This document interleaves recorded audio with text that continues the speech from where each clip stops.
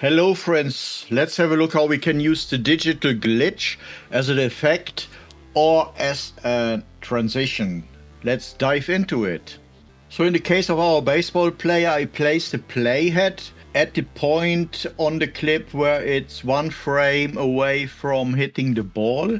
Then I'm going to the effects library, and in the effects library I get an adjustment clip, make it quite a bit shorter than it actually is, and then I go and grab from the fusion effects the digital glitch and drop it on that adjustment clip.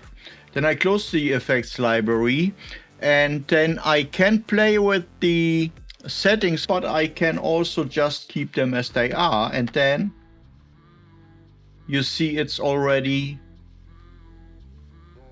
done. You can decide for yourself, and depending on your footage, how long you want to have that glitch duration, and then dragging it accordingly.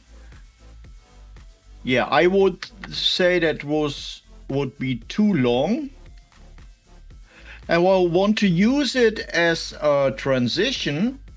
I'm going to the between our clips here, and then for the purpose of ease of use, I just drag the adjustment clip with the digital glitch and put it there.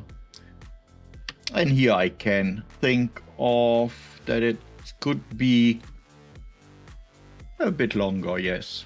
And then of course you still can make the adjustments to the settings. So I hope this helps. Have a great day ahead and goodbye.